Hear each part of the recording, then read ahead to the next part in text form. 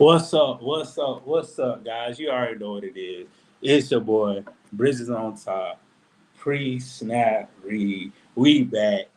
Football is among us. We ready for some college football. We ready for some HBCU football. We just ready for football in general. NFL, all these new things coming out, coming on, man.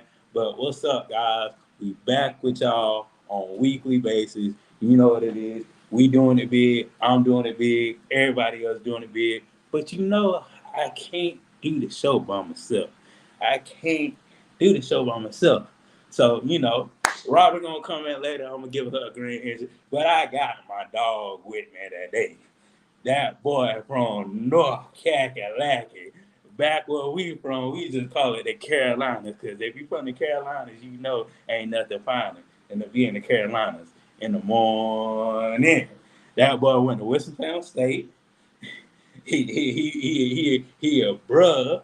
He a Omega man now. Cause when they call they were bruh, but he Omega man now. I'll talk about my boy Jerry Goodson. What's up, man? It's been a minute, man. It's been a minute. I ain't seen y'all in a long time. Glad to be back, man. My boy Ron doing big things, and we got a great show in store for y'all today. Yes, sir. Yes, sir. Yes, sir. Definitely got a great show. Jerry, can you please tell the people what you've been doing? You past couple of weeks, because you've been here, there, you've been around everywhere. You had your birthday. Man, I've been having a great time, man. My birthday was in July 11th. I went out to Turks, man. Turks and Caicos had an amazing time, but recently, man, I have, embarked a new journey. I've left FAMU. I'm associate AD for compliance at Lincoln City State University, CIAA school. So I'm on to new things, man. On to new things. Back at home, man, closer to my family, like 2 hours from the crib. So, it's like honestly, man, family did a lot for me. It's still jobs hit me up to this day. Somebody cue that. To this day. To this day. For how we, transform the compliance side, man. Amazing. Amazing, dog. I'm grateful. To this day. But heck yeah, man. To this day, we still waiting on college football. We still waiting on certain things. We just waiting on everything, man. We really just waiting on everything. But let me go ahead and get started to the show. I ain't gonna do the old snap moment until Robin come in the picture, because I gotta, let Robin come in the picture. But the Olympics. Let's talk about it, Jerry. It was a lot of stuff that was going on in the Olympics. A lot of records are getting broken. But the talk of the town was the USA men's basketball team and the WNBA basketball team. Then we also got to talk about track and field. Man, Olympics was amazing, man. We always show out per usual. United States, we had 40 first place medals, 44 second place, 42. I think a total for 126. Like we was really doing our thing out there. And I think one of those medals was the one that got taken away. So we might have just got it back for the gymnastics. But man, we doing our thing in basketball, men and women, track, and I heard they bringing new sports when it goes to LA, man. That's a whole other topic, but we're gonna win in each town no matter what. Yeah, most definitely, man. If they bring a new sport, then they need to bring some sport. They talking about the breakdancing. I could have did better than that. Girl did breakdancing. Did you, bro? The chat. Please tell me y'all saw that white girl breakdancing. Please tell me y'all saw that white girl breakdancing, chat. Bro, she like a fish out of water, bro. Like she was just flopping. So, bro, what you got going on? Oh, hey. Like, shoot, I couldn't do better than that. You would have got second place with that. Well, I would have got silver, boy. I'm trying to tell you. Shoot. Yeah, but yeah, that was just a hot mess, man. I watched some of the swimming. Like I kind of honed in on that this year. A dude broke Michael Phelps' record, so that's always amazing. And what else I watched? I definitely watched the track. Noah, he did his thing. USA track women did his thing, and old girl, what's her name from the islands? Oh, I forgot her name. From Jamaica. Yeah, that won that 100. I can't remember her name. She beat her though. But she's very seasoned. Like she's been in the Olympics for a while.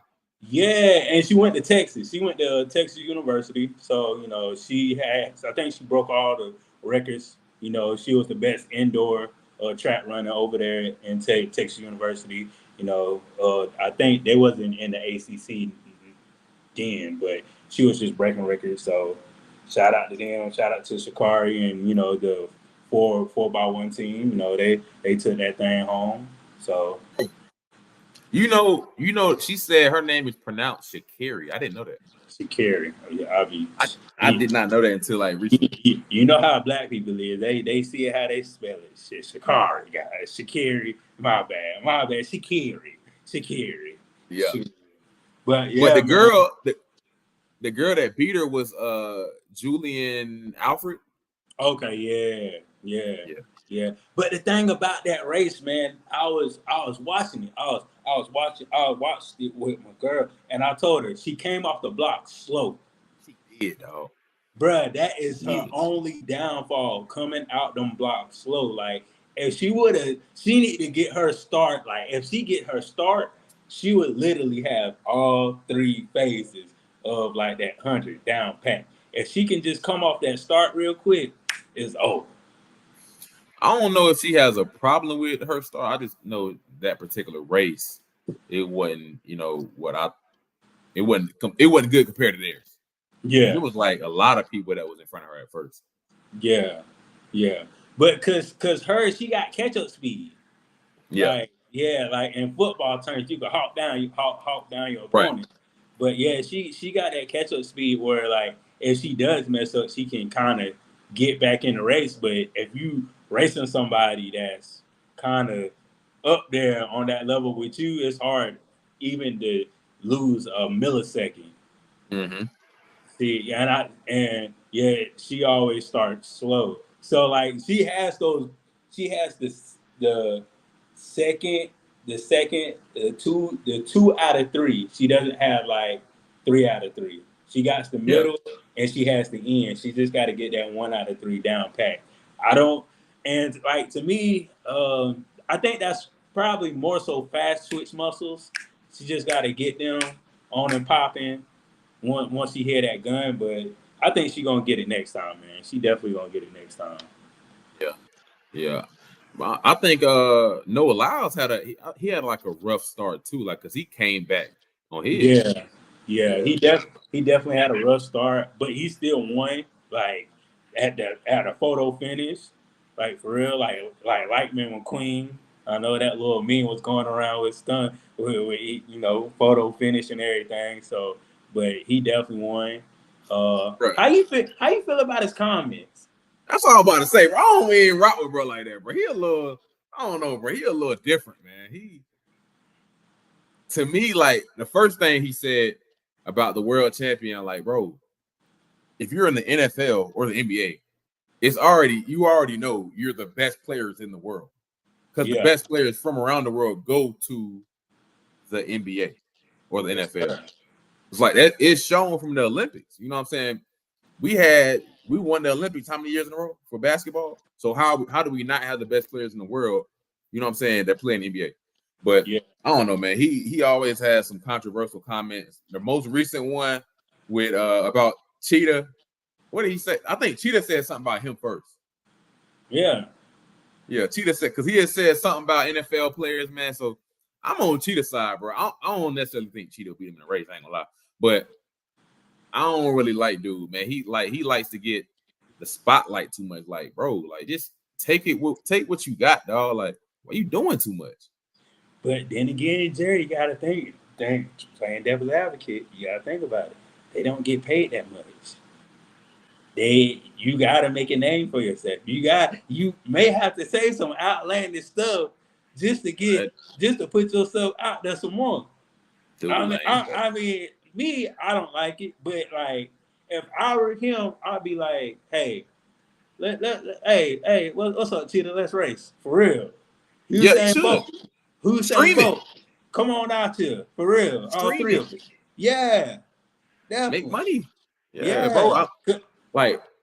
I think he's taking the wrong route to make money. Like, why do you have to take a negative approach in order for your name to get bigger? For me, like what he said about Anthony Edwards when he was like, yeah, I'm not going to that. This guy's never won a championship. Like, bro, why are you hating, bro? That's hating energy. You know what I'm saying? That's like you inviting me to something, bro, and I'm like, oh, Ron ain't never ran a compliance department. What he know about the NC? Like, bro, what? Bro, just go and enjoy yourself. Yeah. You know what I'm saying, bro? It's to me, everything does not have to be about myself in order for me to enjoy it. Yeah, I think he's very self-centered, but also, you know, track is a individual sport, so he's always been about himself. Yeah, definitely. I just ain't for it, bro. Like how he showboats and how, you know, Sha'Carri showboats is very different. I support her. Yes, it is different. You are right about that. You are right about that. But in a way, I feel like at the end of the day, it's like if you get them behind closed doors, it's all talk. You think so? It's all talk. I don't know, bro. I don't rock, bro. And then the what was it? The COVID testing, bro. He just got too much going on, bro. Yeah, that had me thrown in a loop with the COVID test now. Bro said I lost because I had COVID. All right, cool, you got COVID. So 2 days later, I don't know how many days later, he posted a negative COVID test just so he can go out and party. And like, bro, what are you doing, bro? You see how he went out to party like the same day? Yeah, the same day. Yeah, yeah. Dude, man. They're trying to listen to Pop Smoke and all that other nonsense. Yeah. Yeah. You need to listen to. You need to be listening to that Pop of the Gun and get some more gold. That's what you need to be doing. God dang it. Facts. Sure. That's what you need to be doing. So I ain't gonna touch on this topic yet, but I'm gonna skip this topic and go to the next topic. But make sure you subscribe to Bridges on Top. Make sure you go to Bridges on Top and follow and subscribe. And make sure you go to Twitter and go to Twitter, follow us on Pre-Snap Read, or IG, follow us on Pre-Snap Read and all that other stuff, man. Show us some love, man. And definitely subscribe to Scotty page. Definitely subscribe to Offscript, man. Definitely subscribe to Offscript. Man, HBC Young NFL talent. Boy. A lot out there. There's a lot out there, but one is making some headlines now. That boy up in Boston, that running back in Boston, Terrell Jennings, boy, he is making some headlines, man, for real. From what I'm hearing from camp, he's been doing a tremendous job. He's been doing everything they asked him to do.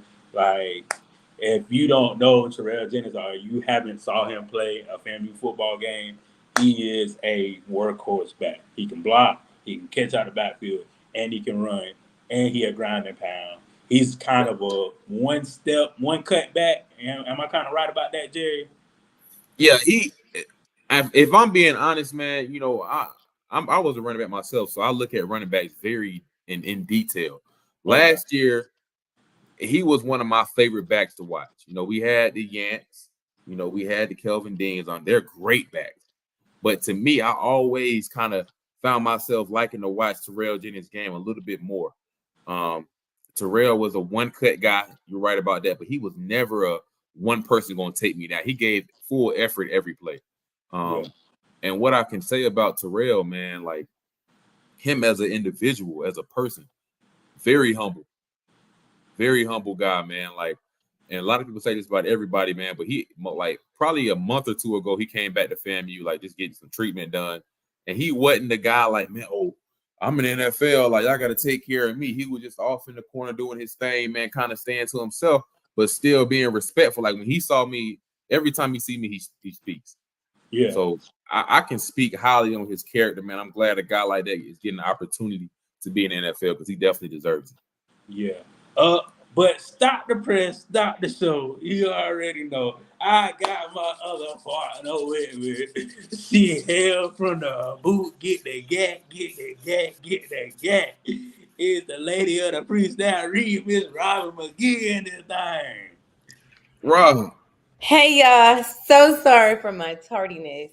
Girl was out here living her best life, but can I ask you a question? Of course. Did you come back from Africa? Because you look like you got the little. You see me? African- You see I look like the motherland. Come on now. No, listen. No, I didn't come back from Africa, but I did go to Europe. And guys, That's it what was I thought. something. Yeah. I went to Europe with my parents. First of all, traveling with your parents is top tier. It's great. But I went there. Summer was great, but yeah, I said I gotta see my guys. How y'all doing? Doing good. Doing Jerry, good. I ain't seen you in a minute because me and Yeah. Ron been kicking it, but I haven't seen you. What's going on? I was about to say, Rob, I feel like it's been like 2 years since I've talked to you. Not 2 years, probably like 2 months for sure. Yeah. If y'all don't know, Robin is one of my most favorite people on this earth. Like at least top 5. She's up there for me. So Thanks. every time I see Rod, I just be smiling every time. Thanks. One thing about Ron, she gonna tell the truth. Especially in this profession. Oh gosh, I'm learning so much in this field. But let me tell you something. I'm very excited. This is a new year for us. What year are we on, Ron? We What on is it? year, no 4. 4. I think We're it's seniors? 4. We started with Dion. That was 2 years. Willie Simmons won that one. Yeah. So we on year 4. We started in COVID? Yeah, I thought so. Hold on. Did we start in COVID? Did we start in 2021? I thought it was 21. Maybe it was 21. This may be our So third this year. is year 3.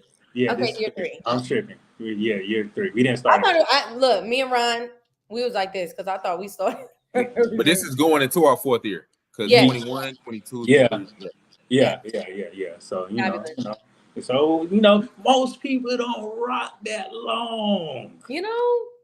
You be seeing a lot of, especially like the podcasts, because everybody want to do a podcast nowadays. Mm-hmm. They are not lasting like they used to.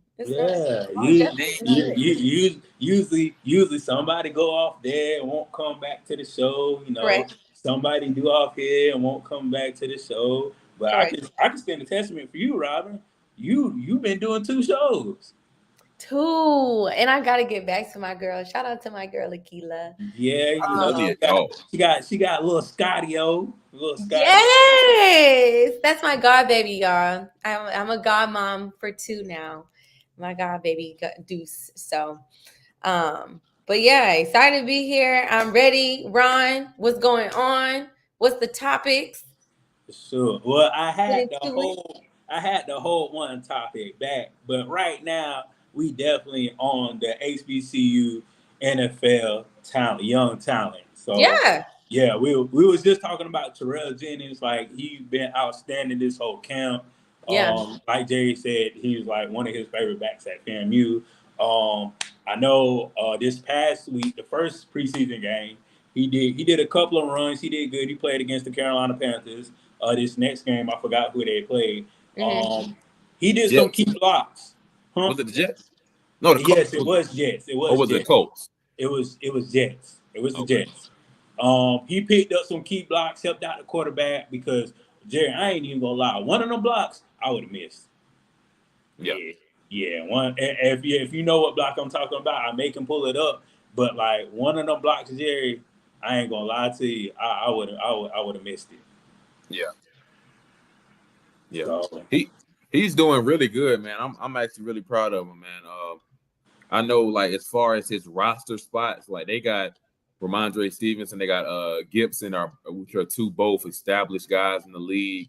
I think they got Jamal. What's his last name? Jamal Jamakal. He's pretty hasty. He's pretty good.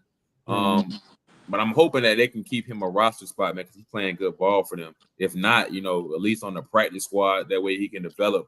I don't know if you know, but people like when they're younger, they get time on the practice squad, so to develop. So it's kind of like getting redshirt almost. But I think if he can get that roster spot or even on the practice squad, it'd be a great move for them. Sure. Let me see if I can. Go ahead, Robin. Let me see if I can pull this up right quick. No, I was just gonna ask. So, and from y'all's perspective, because you guys know a little bit more about this more than me. Do we have some of the players that we know are probably going to have maybe more of a guaranteed spot, because that's always a conversation of, HBCU football players that are coming into this position of kind of transitioning into professional, and where do they stand? Are they going to stay on the practice squad, or are they going to stay in training, or are they actually going to, put in some counts in, as we've seen, in the past? But is there any particular players that you guys know of that probably going to have a guaranteed spot this season? Yeah, there's a couple guys. Yeah, guaranteed. We all know Bell. Bell got the guaranteed spot off rip. Yeah. James Houston still got his guaranteed spot off rip. Young boy from the Chiefs that won the Super Bowl. I forgot his Jerry. I think you know his name. Williams. You're talking about Joshua Williams. Yeah, Joshua Williams definitely got a guaranteed spot. Somebody that's hopeful. X-Man. I mean, he did pretty good his last preseason game. So hopefully, he get a guaranteed spot. I'm pretty sure many more out there that I can probably recall if I have to look. But I think every year it's getting more and more. Yeah. And that's what I've been noticing too. Like every year, all the HBCU players are getting more and more shine. Yeah. I mean, if it's ones that are outside of like the known, because you got Javon Hargrave, he's one of the best. You got Tyus Howard, Terrence Armstead. I think he played for Miami. Yeah. Those guys have been, in the league for a while. I'm trying to see what's going on with James Houston. I know he's still at Detroit. I think he'll have a big shot because he did well last year. Yeah, he definitely did well. The Panthers, they got a guy, Ricky Lee. He's from A&T. They got a guy from Division II school, cornerback, something Drew. I can't think of his last name. He's doing decent. I don't know if he might be the practice squad guy because he's a rookie. The Kobe Durant, he had a great year last year. Definitely. Yeah. I think Shaq Leonard. I don't know, like he had a rough year, but he's still gonna be on a roster somewhere. But he didn't do as well as other years he had. Let me think. I think the boy from Fort Valley State that went to Green Bay. I want to see how he's doing. Oh yeah. The runner. You talking about the running back? Emmanuel Wilson. Emmanuel Wilson. Yeah. I know. I don't know if he's still there. But he shined. He balled out last preseason. Yeah, he did. Yeah. But that's what I'm saying. I ain't heard nothing from him, so I don't know what's going on. I think he might have signed a contract though. I think he got picked up last year as a practice player, but that was it. I don't know about this year. I gotta look at Green Bay roster to see again. I think they play this coming up week, so I have to really watch their game to see if they still have him. So this their first week playing because I was looking at a couple of games. So I'm looking at the roster now. They actually got 2 HBCU running backs. They got Wilson. He had a touchdown last game. Okay. He had a pretty good game, though. Unless this is just the whole. He had 13 carries for 60 yards and a touchdown. That ain't bad. That ain't bad. Robert Shaq Davis still with the Saints, so maybe he get it. Maybe I did. Yeah, maybe he get it. You know what I'm saying?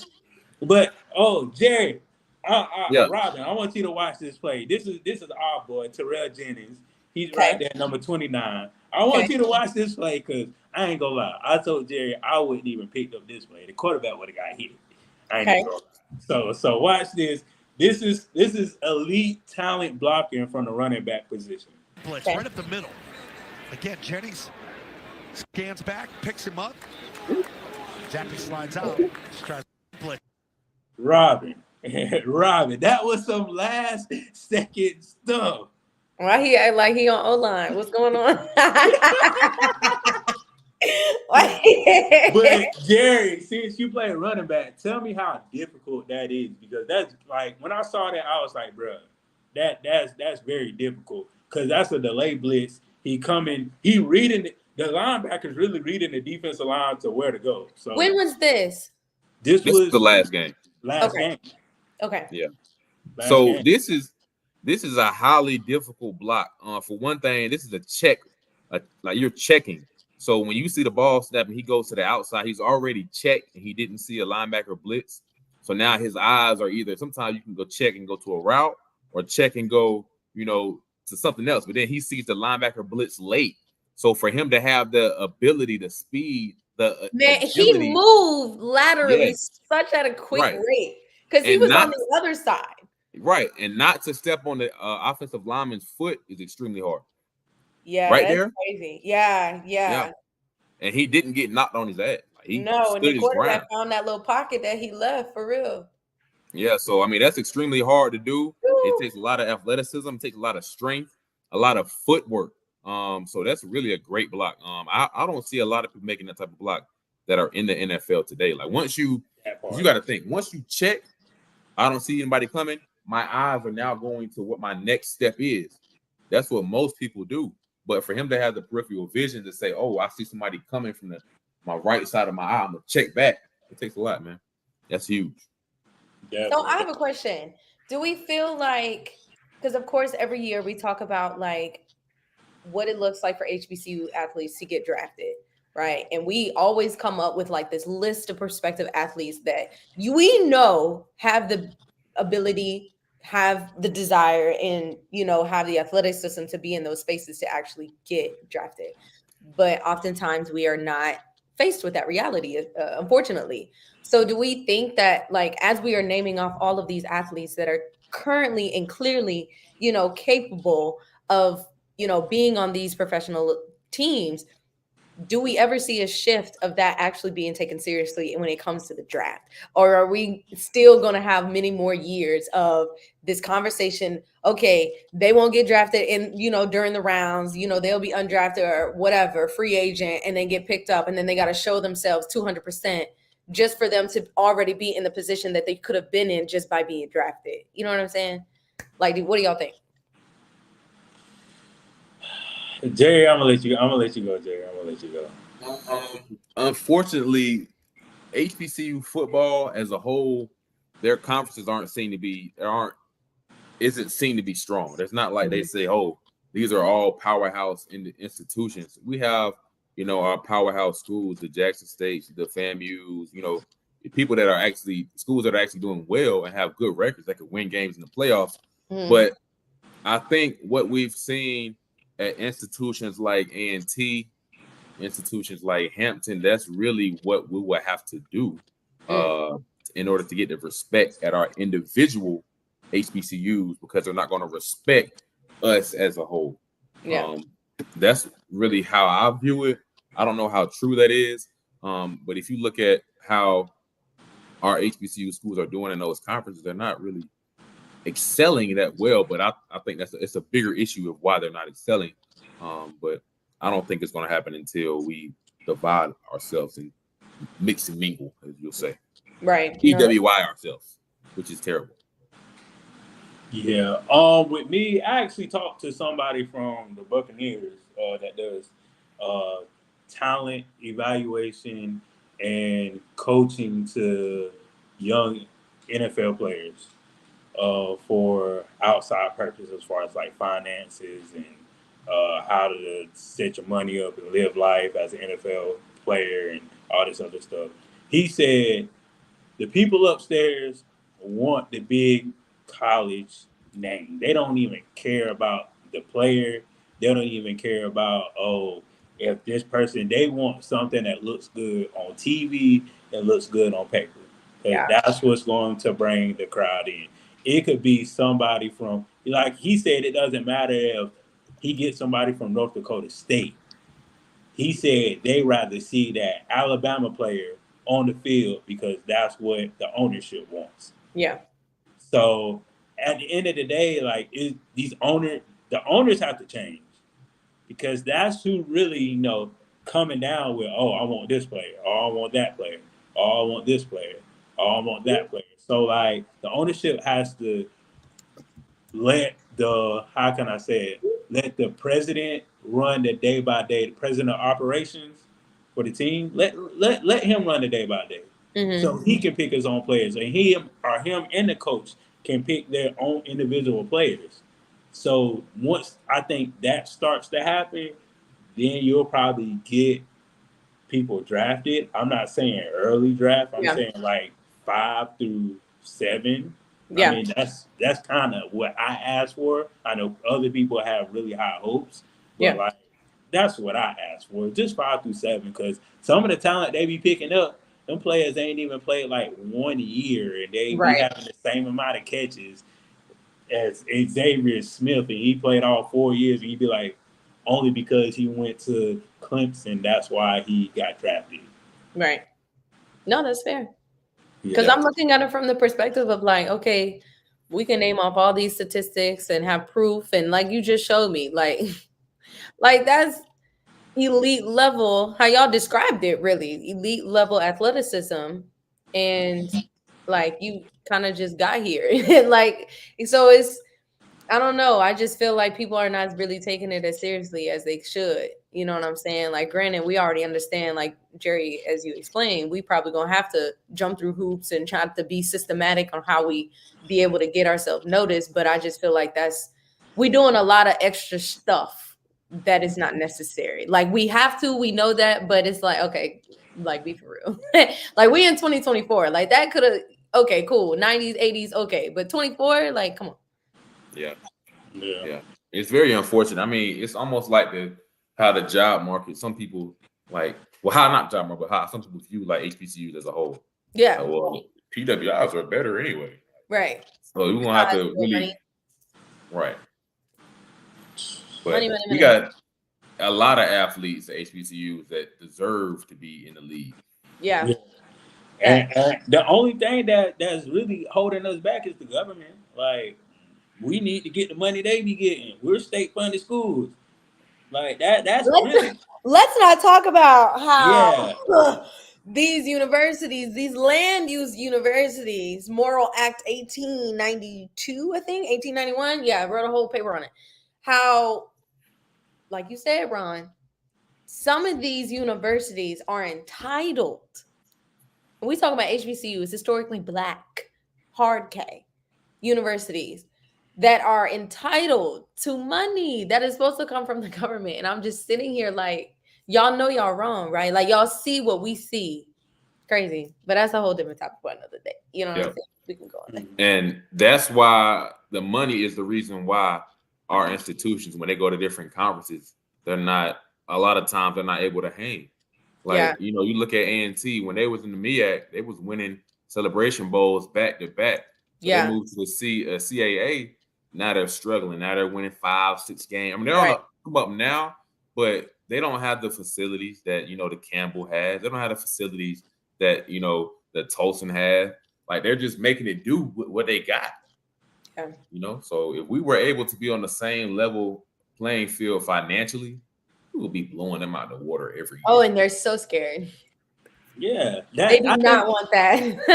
They do not want that problem. That's really what it is. That they're scared. Like, it's no ends up or buts water. Like, they're scared. They were scared of Deion. Oh, he's taking all my talent. Like, well, your ass get out there and find some more talent. Then, if it's that serious, like, come on. But you want to know something that I think that the NCAA passed that hurts us a lot? NIL. It hurts HBCUs. You know, anything. But Jerry Robin, let me say this. We got all these Black people in high places.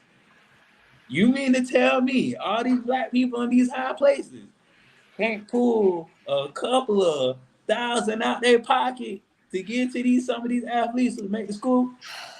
I'm just saying, I know that's a big deal, but like, come on.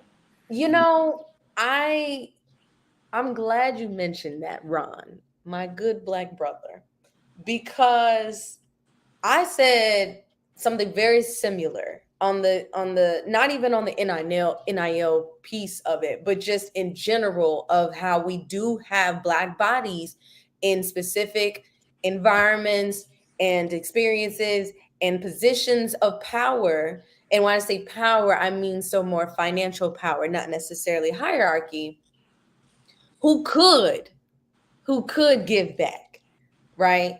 and are choosing not to for whatever reason. Maybe they didn't think about it, or maybe they did and they said, no, I don't know what the situation is.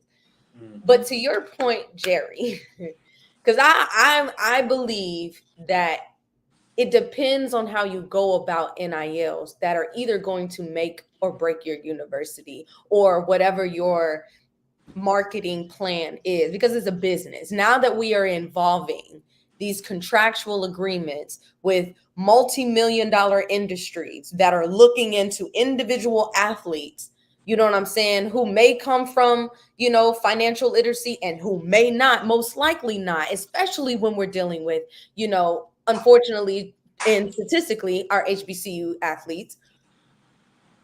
That's where you become a vulnerable position for the university. And I think, to your point, Jerry, I think that's why it's sometimes hard for HBCUs to buy into it. Not because that they can't, but I feel like generally they don't know where to start, right? Like I feel like, one, you need to be educating your athletes point blank, period. If you have someone that is having the desire to have some type of contractual agreement with whatever, because you don't have to go professional to have an NIL deal. Let's just start there. Like, you have your NIL deal now because of the rules and regulations while you're in college and what you are doing in college. But because we are so kind of far behind when it comes to situations like that, I feel like that's why our HBCUs are not in a better stance of what they could be. But they can be if they were to outsource and start educating within their own programs instead of just leaving their athletes off to go and fend for themselves or try to do things on their own. And then they come back and they just want to crack down and have rules and regulations on what to do and what not to do. By that point, they've already created whatever contract and already agreement. So now they got to go back and switch some things. So I don't know. I think we can. I think HBCUs are definitely in the ballpark to be able to compete with, you know, our PWI counterparts and whatever. But we got to do better with creating a stronger foundation. We have to. Like, that is imperative when we're dealing with NILs and we're dealing with our athletes that are vulnerable to whatever agreements that they're signing and things like that. And then it hurts the university sometimes because now all the athletes are looking for is money. How much you gonna be able to secure for me or guarantee, or what kind of university are you, so that other businesses can look at, like, it's a rabbit hole of issues. But that's I mean, from my experience, NIL as a whole, like, that's a separate position in compliance by itself. Institutions like Alabama, North Carolina, you know, all these, Texas, they have somebody that is in charge of just NIL. Like, that is their whole job. That sound like me right here. To manage NIL. Like, if you look at the universities, I think Texas, all of their football players get Lamborghinis. Yeah. Like, that is a part of the NIL contract. I need that. It's people at Colorado State, a quarterback. He was like, yeah, my agent told me if I would have gotten to the portal, I would have got $600,000. You know what I'm saying? Like, these numbers are numbers that our people at our school. I'm sorry. Yeah, jump your ass in the portal. I would have left. What? They said what? And he didn't leave. This is what I'm saying. They said they will give him $600,000. Yes. Who? The university or a business? Oh, the player. No. I'm saying, who is giving the money? Oh, I don't know. Okay. The university, like, what they're doing now, the university already has an NIL lined up for their players. Okay. We talk. I thought you said the university. I said wait. Pablo Escobar money. But hold on. Check this. Now the NCAA passed a rule that the college can pay the players by themselves. It don't have to be a yes. Yeah. So I mean, NIL. That's really why I clarified, because I know that's the rule that you can allow for universities to pay their players now. Right, and that's something that's never happened. Pay for play has never been a college thing. So amateurism as a whole is out the window. And for us, we cannot compete with it. I just spoke about that. You know what? It's interesting though, guys. Literally just wrote a paper of this. I'm about to be a nerd. But the concept of amateurism, as it has been provided with research, Don't quote me or quote me. It's fine. But the concept of amateurism has drastically shifted as when it started, because we think where we are today is amateurism is you're not paid, when that's really not the case. Amateurism was based on your skill level. You are an amateur regardless of whether you are paid or not, based on how skillful you are. So when you think of professional, you're thinking of the highest level because you have more experience to be at that level, right? But because NCAA and their governing body, which I'm not going to talk mess about them, but honestly, it's rooted in systemic ways to decrease. I'm being very political right now because we're live, but they've used ways to decrease how people in certain backgrounds excel in their sport. So to not throw the race card, but a lot of those people were Black. Call a spade a spade. And so you have now these rules of amateurism of like, oh, okay, because we were excelling in everything, y'all. So what do you do with people who are excelling in everything? You create rules so that they cannot excel. You know, and those rules were fundamentally created not because of their skill, which is what amateurism truly is when you think about it. Like, let's think about Apollo, amateur night at the Apollo. Those were likely people who don't have no record deal. They're trying to make it. It's not about their talent. It's just where they are in their experience, right? You can still get paid as an amateur. So now we have this whole conversation of amateurism and, you know, oh, it's because they're getting paid and versus not getting paid. But now that shifted, yeah, it shouldn't have been an issue before. If y'all are benefiting from my talent, regardless of how old I am or regardless of where I am in school, you are no longer an amateur, baby. Yeah. You can be a professional college athlete. If we really want to call it what it's supposed to be, you're a professional college athlete. That's what it is now. We didn't want to ever say that. That's really what it is now. And so if people would start thinking like that, especially of our HBCUs, really, and the people in those HBCUs, like our senior women administrators, our athletic directors, our coaches, just across the way, I think they would fare out better. But a lot of people, unfortunately, are still in this traditionalistic, very much so, oh, we got to stick to this way so that we won't, you know, I don't know. Maybe they're just trying to not ruffle feathers. I don't know what the situation is, but they need to think outside the box because the time and the money is being made. They have to, because, you know, me being in a place where I'm putting every player into the transfer portal that has left FAMU for the past 2 years, I've seen players saying, yo, they about to give me 50K. I'm about to leave. Yeah. What? You getting paid what, you know, people and working my office getting paid. Right. You know what I'm saying? And that's happening everywhere. And as quick as they give it, they quicker to get and to take it away. They quicker to take it away. You were as good as the last good thing that you did. And our athletes need to know that. That's what our athletes need to realize. Okay, that money cute now. Don't let your little behind get hurt.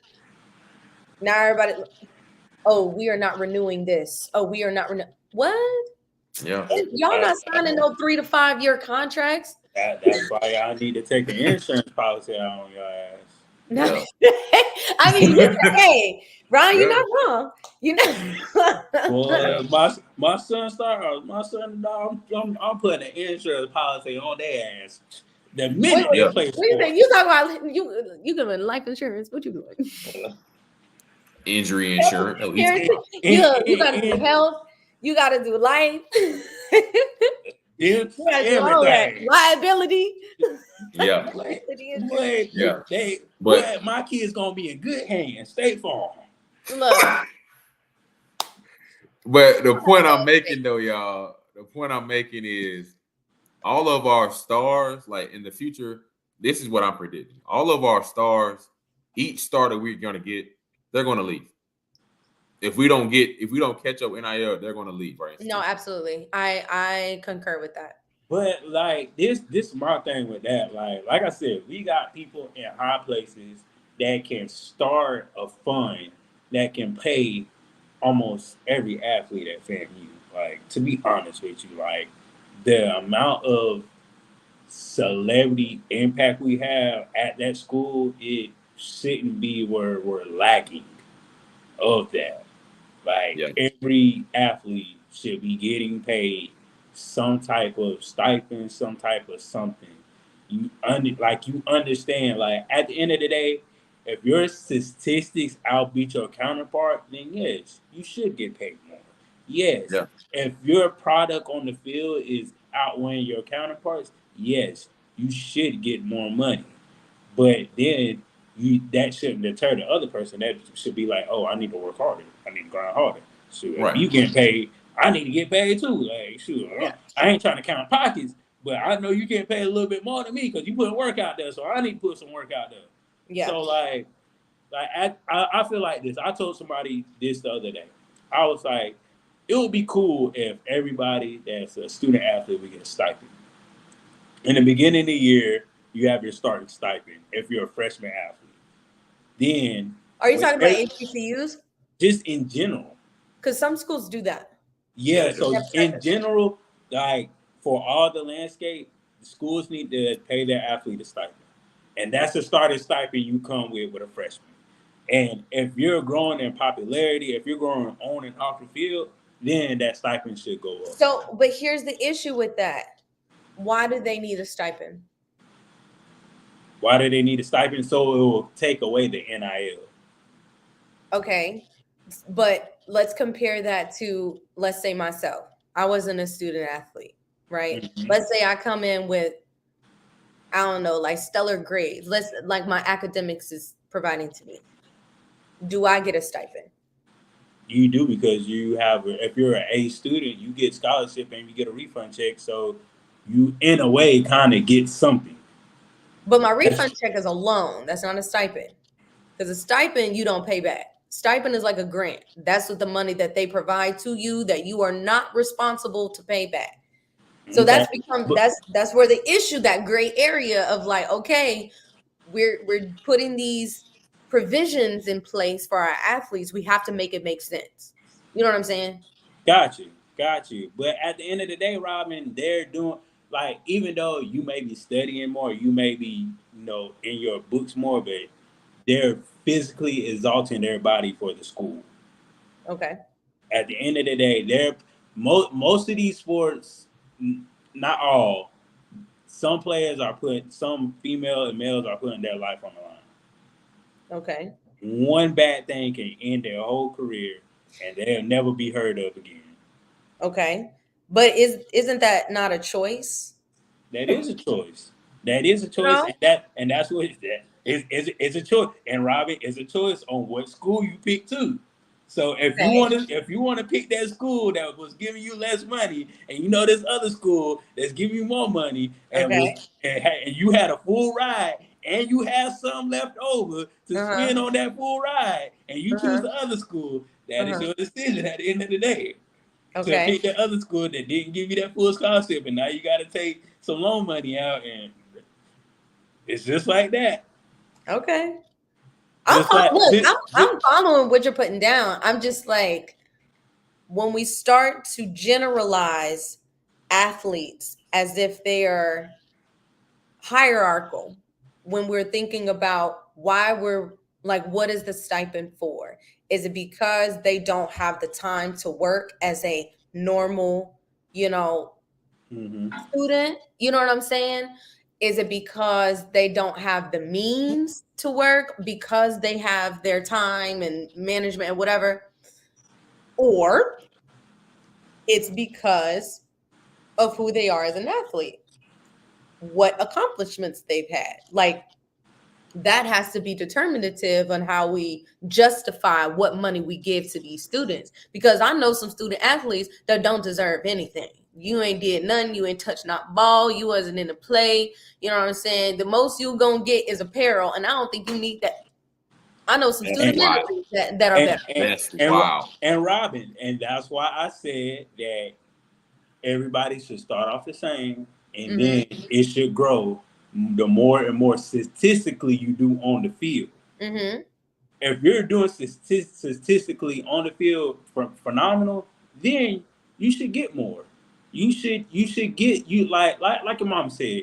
Oh, you clean your room, you took out the trash. I ain't even had to go tell you to do So stuff. it's the incentive. We gonna Mama ain't get say that, something dog. to eat. You get to pick the restaurant this time. My mama ain't say that, dog. You better do all that. Every household is definitely different. Jerry. Boy, all that. I mean, Jerry, it was fair. It was fair and little, but when that happened, I took advantage of it. I know that's right. Ron Yeah. said, "I get to do what?" Oh, You better get good grades and all that. Jerry, that means I must have been doing it for about 3 months. And my mom ain't, you know what I'm saying? Mom ain't really said nothing to me. I ain't got no whooping. Yeah, dog. I've been doing a good job. She ain't yelled at me for grades. It's like, you know what? You been good. You know, you been good for a long time. I need a reward you. Yeah, nah. They said my allowance was me allowing to be there. Word for word. You won't see me laughing. That's what I was told. That's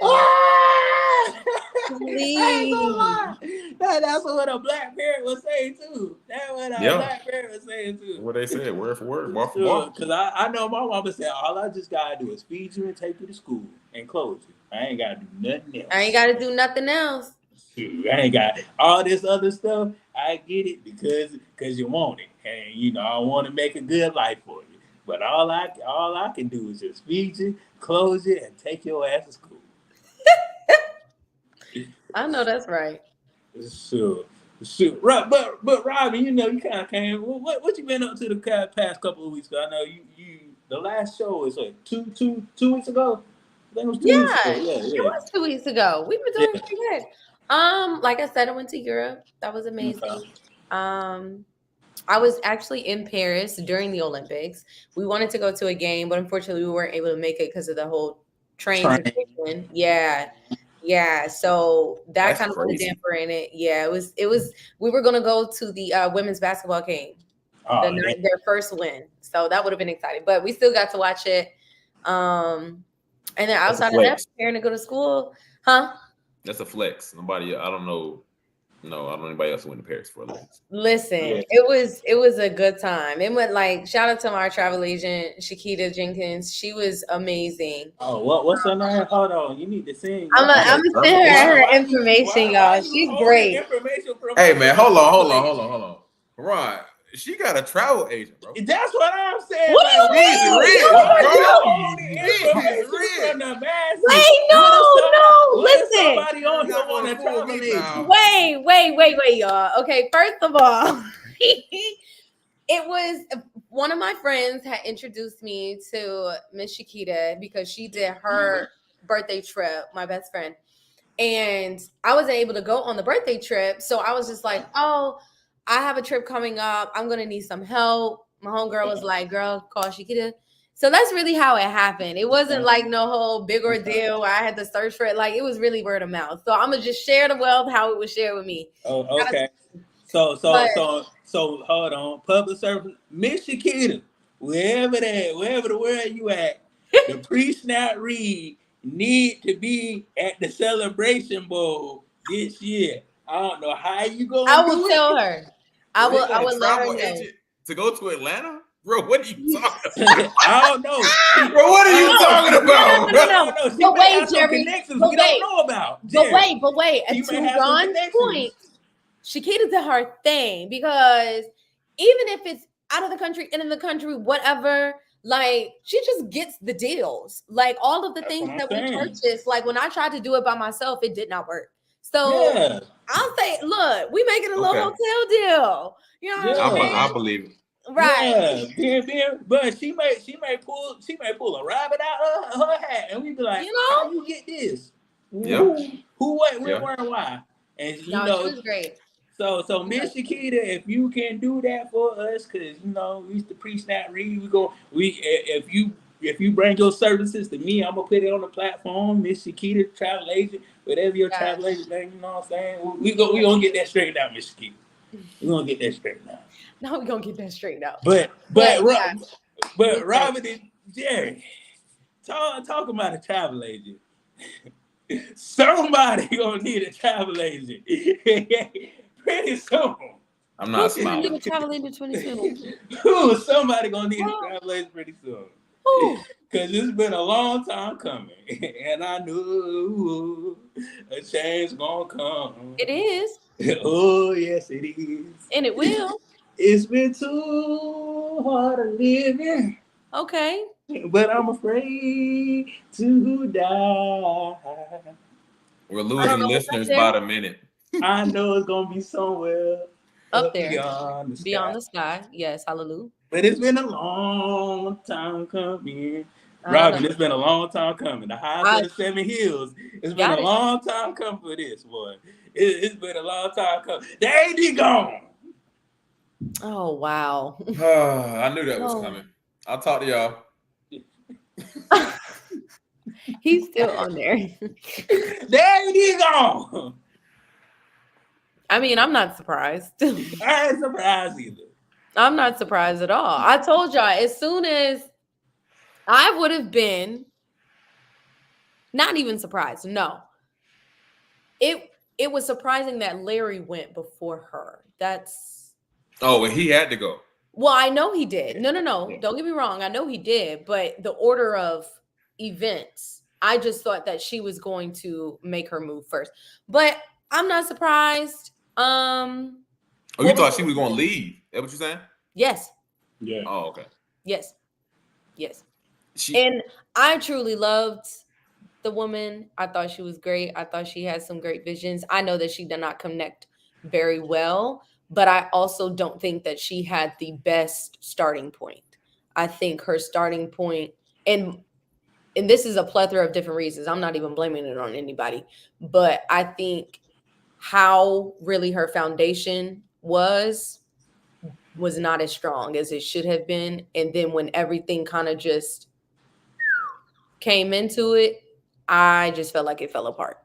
Like I think the last straw was the little tiff with the sponsorship lady at the game or whatever, whenever that happened. Because she was already under fire because the alumni is just like, we don't want you, you know. And then you already had the stuff with Willie, you know, when he went to Duke, it was like, oh my God, you didn't do your job. So it was Still mad. and yeah, clearly. man, So yeah, I got a it's whole unfortunate, but on to bigger and better things for that woman. Since I no longer work for FAMU, I can really speak to working for her and what it's like. She had amazing visions for FAMU. She, like, if you look at the things that she's done, y'all remember when Obama became president? The stuff did. that he inherited. 2008, absolutely. Yes. So this is the same type of information. We were in debt of millions of dollars. Yes. When was the last time we had a football championship? Who knows? Last time we had track championship, who knows? Our track team was in shambles. APR was in shambles in track with football. Basketball was in shambles. Basketball's getting better, but it was in shambles for a little bit of time too. But like, if you look at what she did, like when she came in, we had 26 players eligible going to Carolina. That next year, every single one of our athletes that we certified was eligible. I've never seen a school do that. Never seen a school do that. Like everybody that we certified was eligible. So when you certify everybody, now your APR is higher. So now you can get everything that you need for your scholarships. Now is the first time in years we've been off of, of probation. We've been on probation since 2017. We had 9 years. We almost had a decade of probation. She got us out off of probation. She got our APR for football up. She got our APR for track up. She got our APR for basketball up. Like, we're out of all the issues that she was hired for. Because we had compliance issues, so she was hired for that. Yeah. You know what I'm saying? And I don't know. People don't appreciate stuff until it's gone. You know what I'm saying? I don't have to, talk nice about her. I don't work for her anymore. You know what I'm saying? Yeah. So really how the situation was held, me being a rapper myself, I hated it. I hated how they treated AD. I ain't gonna lie to you. I hated it. Yeah. I don't think she deserved it. I mean, of course, she got tired of, how people were treating her. Like, the situation with the donor, I mean, if somebody put their hands on me, I probably want to fight them too. That's true. Hey, But this is my thing, Jerry. At the end of the day, I know Robin say this a lot. I forgot what quote. You see the Romans do as the Romans do. Mm-hmm. I mean, not necessarily like, oh, if I see somebody jump off the cliff, I'm gonna jump off. But like, you see the landscape of FAMU when you came in. I can understand the APR was down. I can understand, we've been down. Huh? You know, we had the lowest APR score in Division I football. I know that, but what I'm saying is I know it was down. Down. Let him finish. And that's what we was at. We was like, man, we was down there, boy. Sure, Wait. but like Shut up, Jerry. But and again, like Robin, you say she inherited a lot of like kind of bad things, but at the end of the day, she inherited FAMU. I mean, she did. You inherited an alumni base that's passionate about their school. You inherited an alumni base that would travel. You inherited the alumni base that would do any and everything for their school. And for me, as an alumni, all you had to do was come down to the people, talk to the people, be with the people. Obama didn't win the election because he was out there campaigning off, out these big coliseums. He went to the barbershops. He went to the beauty salons. He went to the churches. And you felt like she didn't do that. I feel like she didn't connect to the people, like, because if you're getting like, okay, Jerry, just point example. Somebody pull up the tailgate. They bought a whole bunch of stuff, and now you telling me that last week I was tailgating, like last year I was tailgating in this area, and I pull up calling a whole bunch of stuff to put on this spot that I paid for, and now I can't do it no more, and you didn't notice, you didn't give like a notice to somebody, you didn't tell us in the beginning of the year, you like people already paid for stuff. Like, that's something you have to tell the people. That's something like you have to get down off your chair and talk to the people. What do you want? What can I do to help you guys to make FAMU better? Like, I feel like she didn't talk to the right people, because if she would have talked to the right people, then things wouldn't have been so conflicting as they are when she was there. Yeah, I mean, definitely, I'm not saying she's perfect. You know, mistakes are made by all ADs. Everybody in life makes mistakes. But for you to say that she's not talking to people, I know, because every Wednesday, I try to go meet with her and talk to her about something, and she has to go to the 220 club and meet with them every Wednesday. Like, she's going places throughout the week that nobody knows about unless you're in there. Like, I know at least 3-4 times a week she don't be in the office because she out there trying to talk with people. And but Jared, this is what I'm saying. That's the 220 club. Like, I'm talking about people that's out tailgating. I'm talking about people that paid their hard-earned dollars for homecoming that she probably won't see until next homecoming. I'm talking about those people. I'm not talking about the 220 club, most of them people that live in Tallahassee. I'm talking about the people that's coming far and wide, that's coming to this school, that's paying their money to see FAMU football, or to see FAMU basketball, or to see this. So where is a place that you wanted her to go? Like what like, cause you saying not in Tallahassee? I'm talking about talking to the people, bro. That's all. It's not going anywhere. It's literally talking to the people, make the people feel important. From what I hear, she's not making the alumni that's voicing their opinion feel important. Yeah. I mean, she may not have made them feel important, but I can't speak on their opinion of how they feel. But I can speak on, her traveling. Because, just in May, they went on a strike tour. Tampa, they went to Dallas. They went out to state a couple times, dog. Like Detroit. Like, they've been going to DC, like Jacksonville. It's places everywhere that they went for months, like for a long time. Atlanta, like the hot spots of, where Rattlers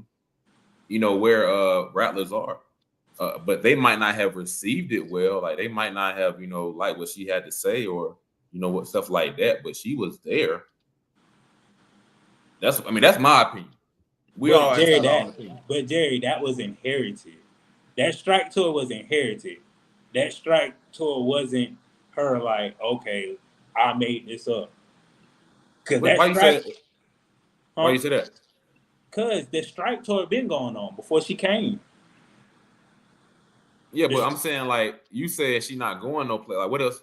Like I don't know. When I say going to talk to the small people, I'm not talking about the big money donors are the big people. Yes, they're giving money. I'm talking about that person that's coming to homecoming, that's spending all their money, that has a say or I want to give money to the athletics, but you're not hearing that person because I'm big, I'm bad. I ain't gonna say big and bad, but I'm not gonna listen to what the alumni want. Because the alumni is a whole, it's just not 1 to 2 to 3 to 4 or 5 people. Just like the situation with Sterling. The internet went on an uproar when they heard, the public service announcer is not going to be announcing the games no more. If I were the AD and I did that move, I'd have been like, okay, then, like, they really care about this person. Like, if you going all out for a person like this, I need to meet this person. I need to know what this person is about. Because if more than hundreds of people saying don't let him go, then and I'm still going to keep going on and doing what I'm doing. Mm-hmm. What does that tell about you? You're not even going to stop and have a conversation with the person that everybody's backing. Like you didn't hear one bad thing about the dude. Yeah, I agree with that. But you also got to keep in mind at what point in stage was their relationship. Like, when did people back her? Like, when did people ever say, "Oh, I'm gonna let her do her job and name who she want to name a coach"? Nobody ever let her do her job, bro. So when she had an opportunity to do her job, bro, she's gonna take full advantage. Y'all get what I'm saying? We never named the coach. But Jerry, let me ask you this: do you think I understand this may be apples to oranges, or this may be I understand like a bigger school? Do you think the athletic director named the new coach of Alabama, or the alumni named the new coach for Alabama? It depends on who you ask, dog. I've seen people that ain't like the coach. A lot of people ain't like the coach. Okay. I personally ain't think that was a good hire. You think it was a good hire? I think a lot of big. This is what I think, and I kind of know. A lot of big money donors wanted that person in there, and they got who they want in there from the alumni, not the AD. Because if it was somebody they didn't want, the alumni would have been in the uproar for Alabama. I've seen people in uproar about it. A lot of people were saying they should have hired internally, like how they said we should have. But how you going on this winning tour, winning back to back to back? How is nobody internally ready to coach? I've seen that a lot. But that's from Nick Saban tree, though. You know he from Nick Saban tree, right? Yeah. But I'm saying like that's already there. Yeah. But Robin, you got anything to say? Because you very good. Because y'all know I started off with my little 2 cents. But my thing is this. I piggyback off of Jerry when he said she really didn't, and this kind of goes into like why I said with the foundation of how when she got into this position, I don't really think they allowed her to really shine the way that she could have, because she was constantly having to be on defense. If you are, and this is just coming from a human perspective, right? If you are constantly being pushed up against the wall, told that you are not in either whatever you're doing is not making sense, or we disagree, or blah, blah, blah, blah, blah. Like, human nature is going to be like, why am I here? Like, and the pushback that she constantly got for making one move that wasn't among the majority, like, and the majority is very relative because it's what we know. You know what I'm saying? It's like, I feel like it was very consistent of alum, boosters, whatever, versus Sykes. You like I don't know if there was anyone outside of that. Maybe it grew to be, but in the beginning, and I feel like very consistently, even toward the end, it was just that group of people. So to your point, Ron, about going and talking to fans and whatever, if anything, my critique would be, who did you speak to? I have no doubt that AD Sykes at the time spoke to many of people, because I mean, I saw how impersonable she was. She was very much so like, I'm here for y'all. I think the disconnect may have been the people who were pushing her back. And I think maybe she had grown to a spot where I don't want to mess with y'all because y'all not on my side anyway, which arguably could work against you, because you have people like yourself, Ron, which are very valid, because you're looking from the point of view of, hey, what about these people over here? You didn't even talk to them. But I'm also looking from the perspective of Jerry, is like, they not even trying to hear her. So why would you?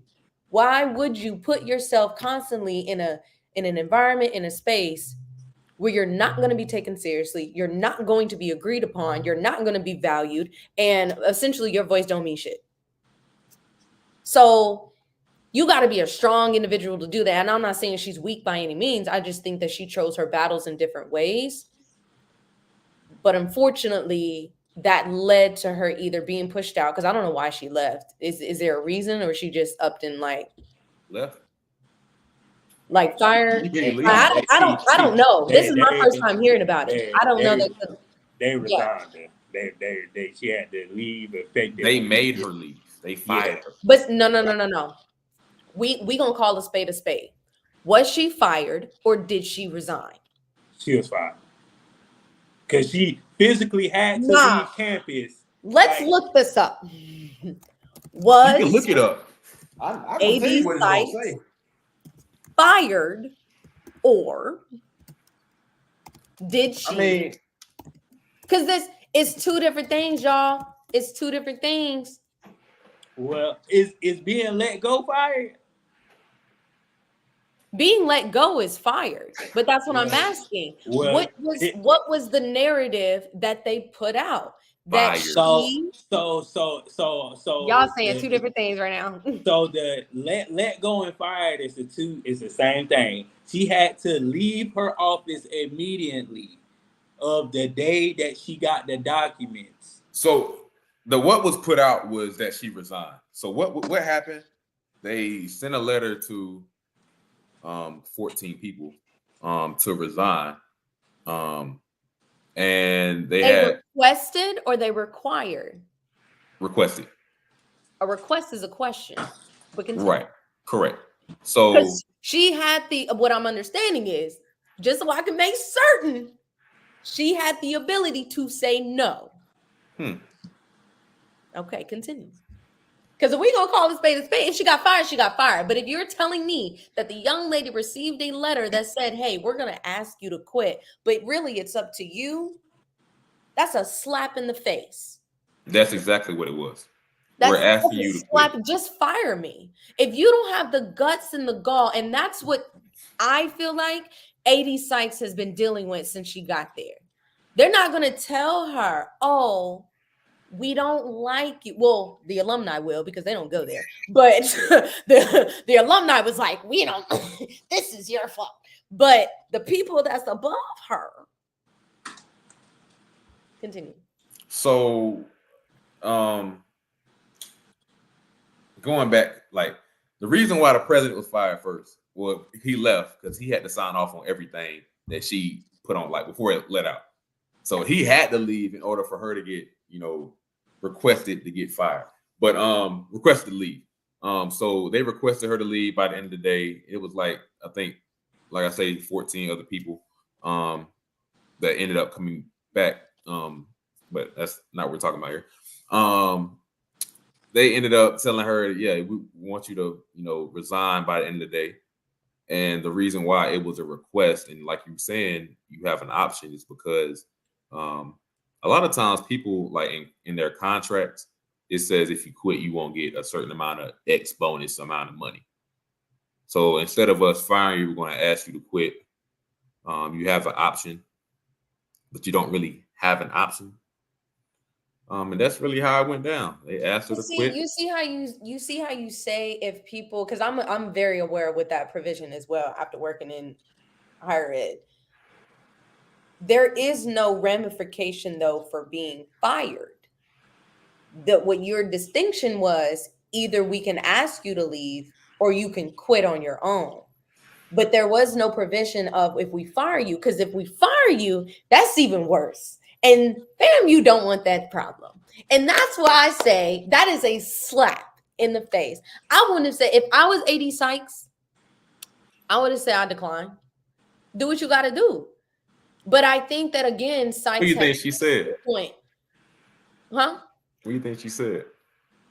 I think she was already, once she got the letter of the request, she was done, and that showed with her decision. Mm-hmm. You know what I'm saying? And I think again, once Larry left, because I think Larry was really championing her. I really do. Yeah, he was. He really was, and I think that once he left, and I don't know who all her, maybe closer people within like her bosses, so to speak, who they were, but it doesn't seem like she had very many. It seems like she had fewer individuals that were really on her side, and probably within, your department, Jerry, than she did friends. And I think that showed because FAMU's looks like they're trying to cover their ass by having this, we're requesting, and it's really up to the candidate if they want to and they have fire.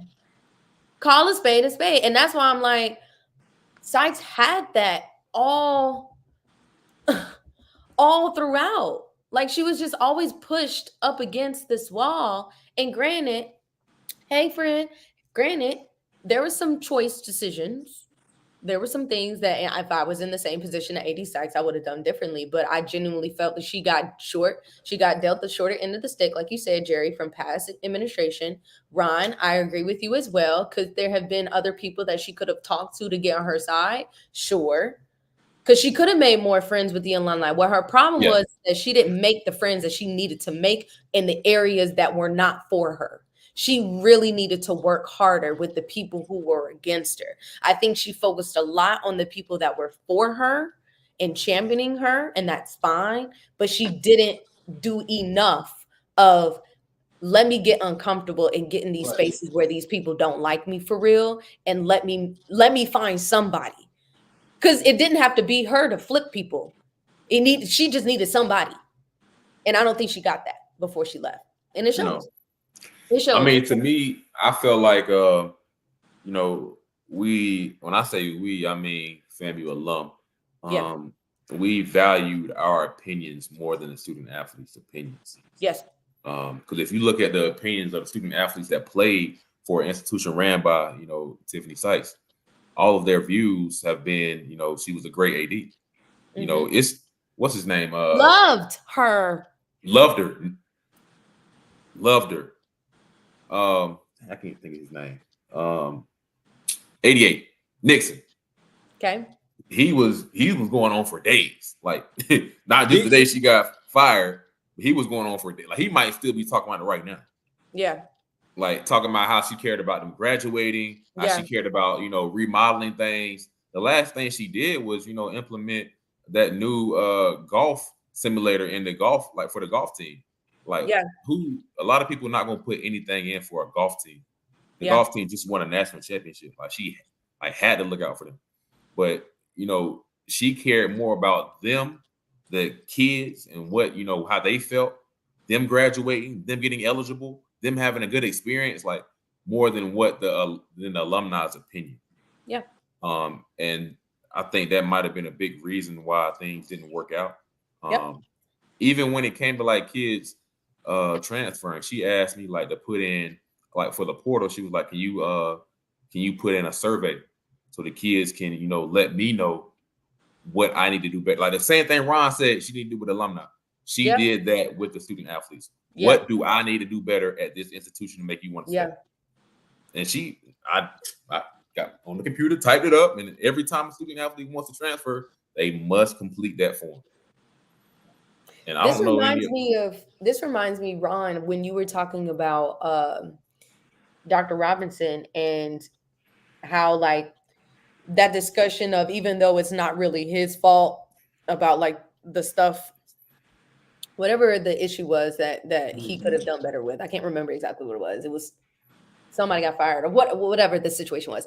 But to your point of like, you are in a specific position that you have more attention because of your position. And like AD Sykes, her position, while it is catered to, yeah, man, gone. Late 80s gone. I had to respond to that person. But but it's like it's like Sykes, I feel like, got the attention that she wanted, but it kind of like took a turn because with that attention comes various audiences. Great responsibility. Great responsibility. And I think she did a phenomenal job with the community that she was intentionally targeting. But even though she may have intentions, her impact was larger. So you had other people who had something they wanted to say. Because when you really think about it, let's think about it. Do y'all know who the AD is at Alabama? Nope. Do y'all know who the AD is at UCLA? Nope. LSU. I know. Nope. But when you think about these big schools, you know what I'm saying? I don't want to know the AD. But no. What's more important is that the AD doesn't want to be known.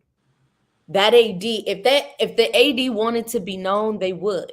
If they wanted to be in the forefront, they would. And I think, not taking away from HBCUs, I'm highlighting that because I genuinely feel like the culture of HBCU ADs are very much so forefront. They love that. They want to show support, excellence, all of that by being in the front. But because they're now there, they open themselves up to more scrutiny. They open themselves up to more people who may have disagreements about what you're doing and how you're doing it. So when you have that, you got to be ready to take the good with the bad and the ugly and try to spin it and try to figure out how you'll be able to capitalize on it. Not saying you got to make everybody happy, because that's just impractical. But again, I'm not suppressed. I think it's a hard battle to fight, because if you're not, in the forefront, if you're not in front, if you're not in the pictures, like they're thinking like, oh, why is the AD never taking pictures with the team that just won a national championship? Why is the AD not, with this team at their study hall? Why is the AD not talking to the team at this event? Like, they're gonna start saying more and more stuff. So it's kind of a double-edged sword. Mm-hmm. So I think, for me, I think she did a good job of, managing relationships with student athletes, Mm-hmm. people that actually people go to college for, like it's for student athletes. But I also think she wasn't really from the jump. We were there. We heard what was said. People didn't like that she was hired. People wanted somebody that was already a Rattler. I think we're oftentimes closed-minded to other people coming in. Yeah, very if true. They don't have anything to do with FAMU. We don't usually want them. They're not from Tallahassee. They ain't got some type of tie to FAMU. We usually don't want them. Jerry, I can say this: Gaucher wasn't from Tallahassee. He went from FAMU. Huh? Courtney Gaucher. Oh. He went from Tallahassee. He didn't go to FAMU. And you think everybody wanted him? He was from Florida. I mean, he was from Florida, but like, I don't count. Find me a Texas, find me a Mississippi, find me a Tennessee, find me a California, find me a Arizona. No, how many ADs we done had? I mean, we've been having this problem since way back when. I think probably more than what it has. Well, never mind. He the 19th head coach. To be honest with you, I don't know. I just know as the amount of time I went to FAMU and has graduated, I personally only experienced 3 ADs. That's 3? it. You say only 3? Only 3. Why you say only? Like, that's not a lot. Because one was headed out the door already. before I got there. Like he told me like, oh, and I'm pretty sure you kind of knew it too because you was there. He was like, he was kind of headed out the door.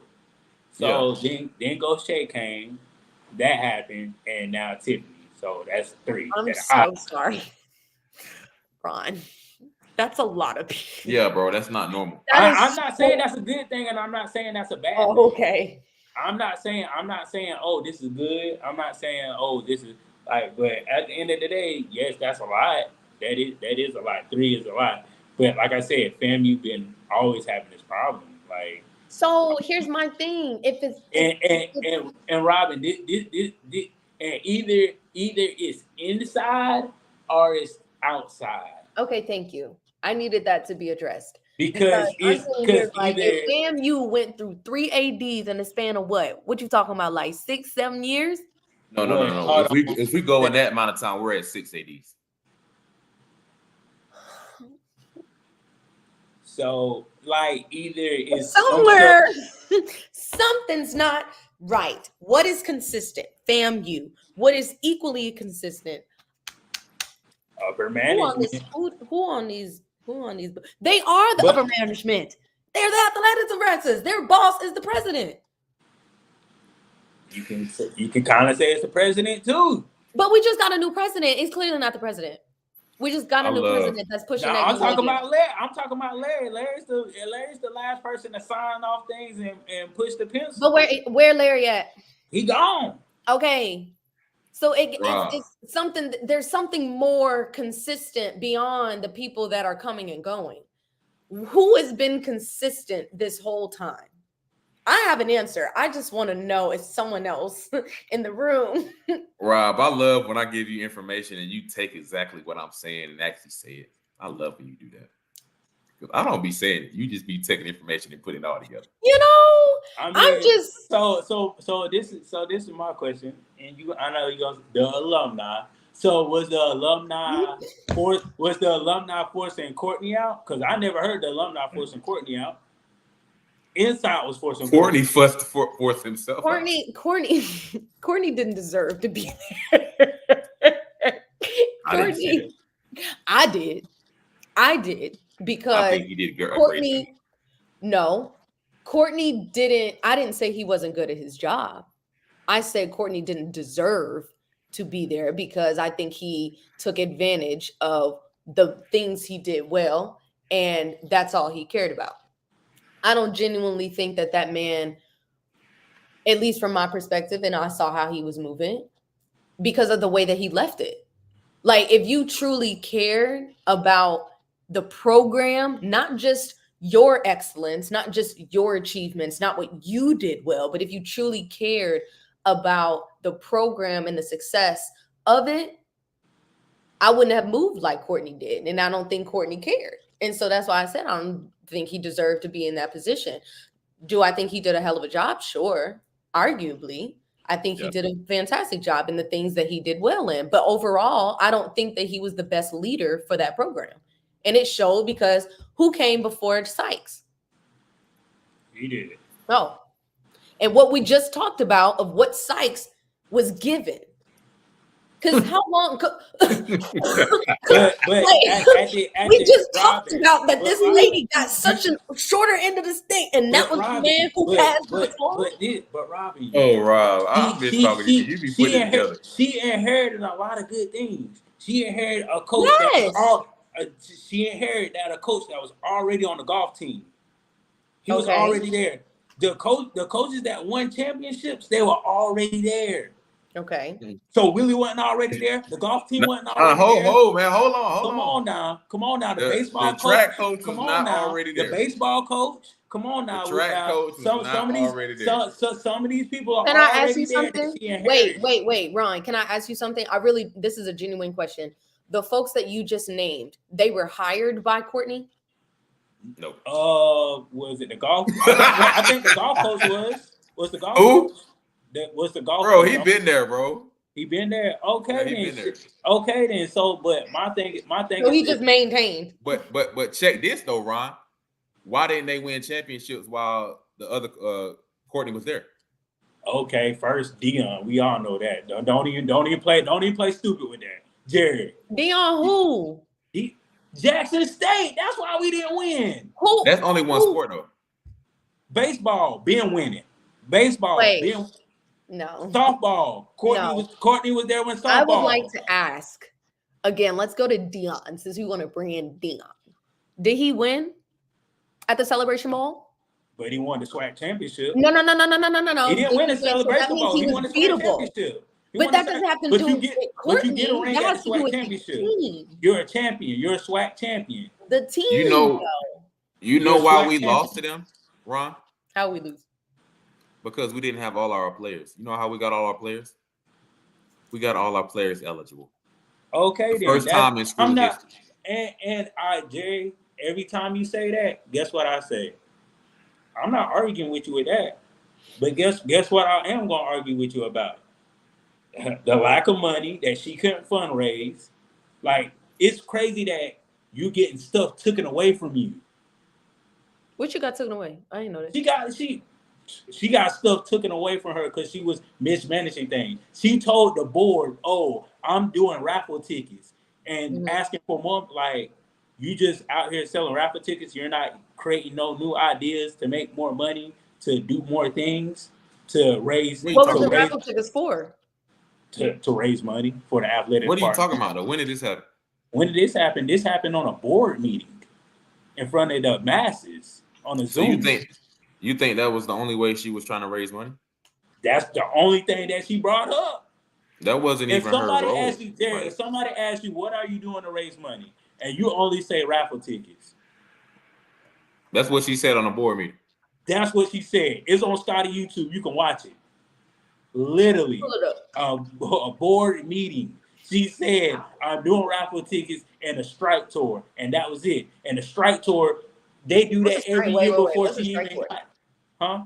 What's the strike? They go to different places and they go to different places to raise money.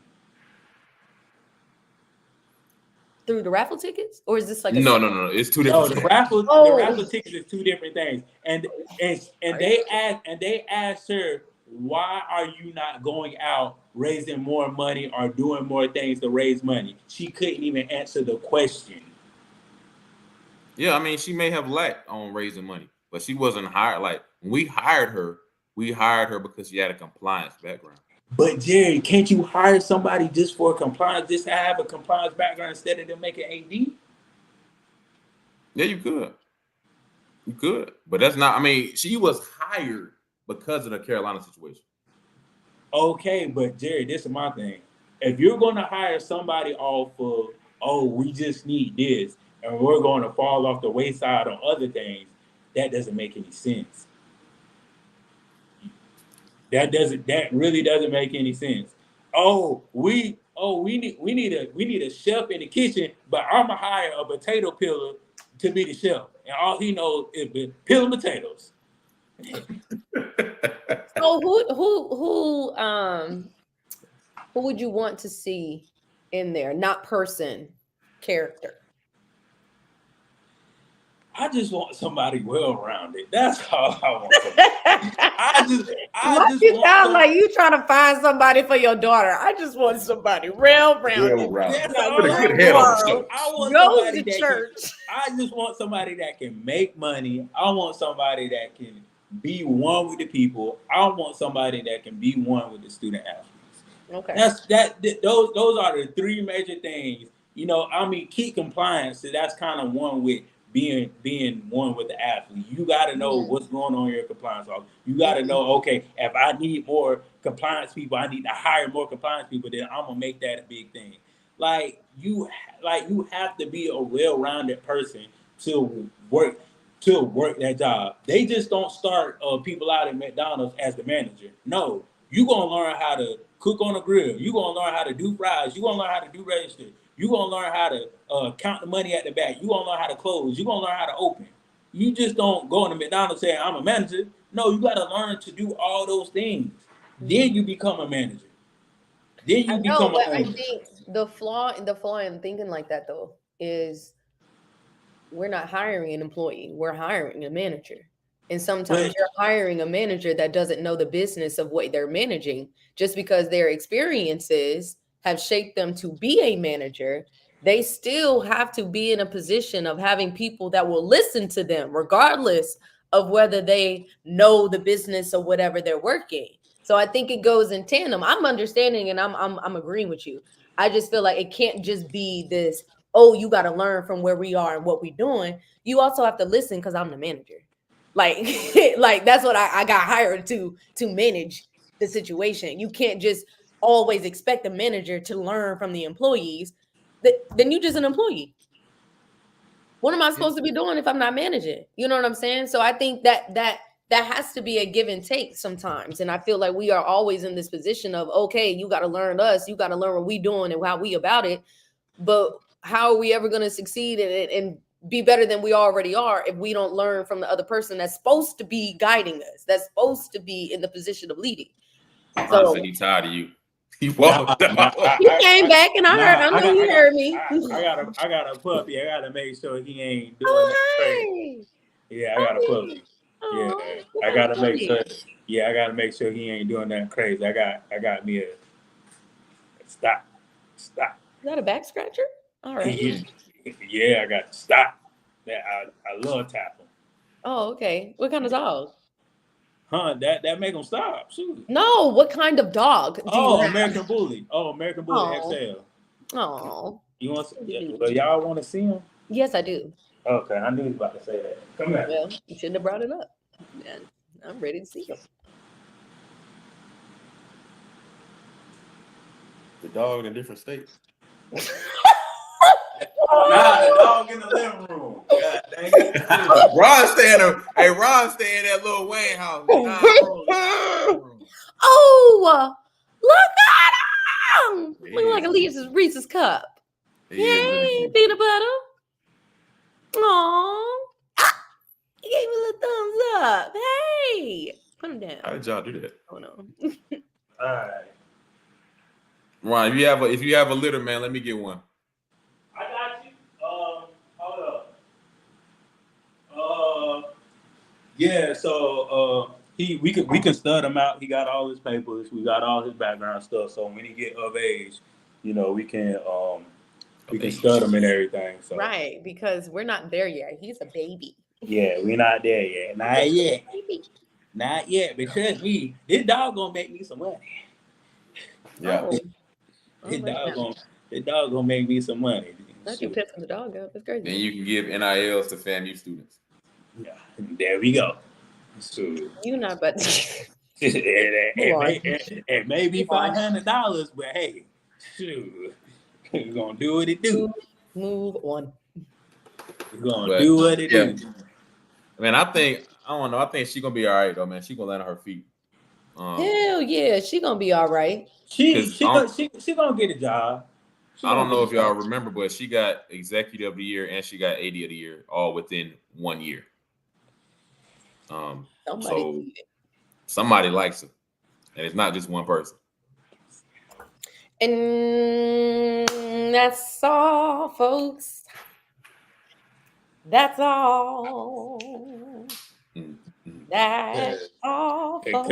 Because if I got the job, the first thing I would have did was pay Willie.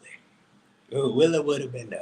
I want you to know something, and I need you to really hear me when I say Willie had that meeting with Duke and couldn't spell FAMU after that. I just want to let you know that. But Willie did. When it comes from the depths of my spirit and my soul, I want you to know it's coming from a genuine place. Willie said it's time for me to go. I feel you. I just sometimes Robin stuck and be avoided. I think he will always love FAMU. Don't get me wrong. Yeah, I think that is a special place in his heart. He's let that be known. But I am not going to sit up here and say Willie should have said no. I feel you. I don't think he should have said no, but I feel like he did what he needed to do. We should have been on the ball, a couple of months earlier.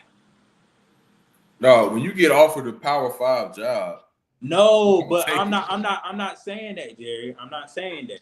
But That's how do what we I'm know saying. it's I'm not saying confidently because of the money? I'm not saying nothing about the Power 5. I'm not saying nothing about the money. This is what I'm saying. You check and balances. You need to check and you need your balances. You need to know what's going on. You just ain't gonna walk up in your home not knowing what's going on. Everybody knew what was going on. And if you didn't know, you was living under a rock. You knew that was Willie Simmons coming off his last year. Everybody knew that on his contract. So your checks need to follow your balances. You should have said, "Oh, this mofo need a new contract. This mofo turn the program around. This mofo need an increase." Not saying, "Oh, you haven't done anything." That was from word of mouth. Ron sassy over there, boy. Word of mouth. You know what I'm saying? Wait, Ron, you think that if they would have found whatever remedy that you're speaking of, Willie would have stayed? Mr. Campbell, I'm glad he in here. Mr. Campbell, please tell these people Willie Simmons would have stayed if he would have got his contract signed earlier, because he could be the test of this. If Willie Simmons would have got that contract in the beginning of the season, he would have stayed. No, he wouldn't, bro. I want you to call Willie. Scott said something. Please call Willie. And we need him to answer this. I wish Mr. Campbell could come on the show and tell y'all, like, please hit in the chat, Mr. Campbell, that Willie Simmons would have stayed if he would have got his contract. How do y'all know this? Huh? How do you know? Because he know, because he's in a higher place than I am. He talks to people in higher places than I do. I don't think anybody knows but Willie Simmons himself. Exactly. Respectfully, Mr. Kim, I'm not saying you wrong. I'm just saying. But I mean, you can say that, Ron. I think your opinion's valid. But I think I think we should have signed him early, yes. But that doesn't take away the fact that they could have paid off his contract and still offer him a job. Duke is known to like pay people like $500K, bro, for a running back coach. Is not normal. They would have paid him. Oh, you're $300,000 a year. Oh, do we know his salary? Oh yeah, I just said I didn't mean to say it. They matched it, I think. What is it? At Duke? Yeah. 500. Yeah, they matched it. 500K. I'm hearing $500,000. That's what y'all telling me. This man, he making $5. Yeah. And he was making $3 as a running back coach, not a head coach. Right. Yeah. So as a position coach, he making $5. He making half $500,000. Yeah. Oh. Unheard of. Oh. A running back coach. What was his thing? What was his salary at FAM as the head coach? $300,000. That was after he won the championship? Yes. Oh. There you go, right there. Possibly more than likely he was going to entertain offers, but he did ask for an updated contract in the middle of the season. Yeah. I recall us talking about that. But that doesn't mean that he would not have left if he got, because at that point he did not have an offer from Duke. Who is OBG? Orange Blossom. I'm gonna let you figure that out, Robbie. You haven't been watching Scotty's show. Orange Blossom game. That's what I'm gonna say. I ain't never been to it. I'm so sorry. That's not what it means. What is it? Official big girl. Official big girl. Is he talking about sites? That's childish. Moving on. But I mean, he's right. He did ask for updated contract. He asked for his coaches to get paid more. But I think what their response was. I think Ron said what if you haven't won a championship yet? Once you win a championship, I'll give you that money. Did you say that, Ron? Yep. Yeah. So he hadn't won the SWAC. We had years of getting close, but we had never won the SWAC. We had never won a Celebration Bowl. So at that point, I can understand both sides. I think he deserved the contract extension, but at the same time, like, if you're not winning the championship, like, you're coming close, but you're not winning. Is that really worthy? I can see both sides. I would have gave him money, but I can see both sides. All I gotta say is you turn around a program and you almost at the threshold, and that's just I understand what you're saying, Jerry. Like, that's a slap in the face, bro. Like, basically, you telling me all the work I did to turn this program around and to go undefeated at home, which not a lot of football teams can do, which is hard to do. Yeah. Have a winning streak at home. Never lost at home since he touched down there in a long time. I mean, he lost at home, but I'm just saying, as far as the streak goes, that's hard to do. That's hard to do to maintain that type of success.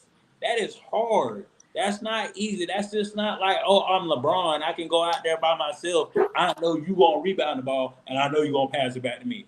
I know if I pass it back to you, you're gonna pass it back to me. Like that. It's a different beast. Yeah, it is. He deserved yeah.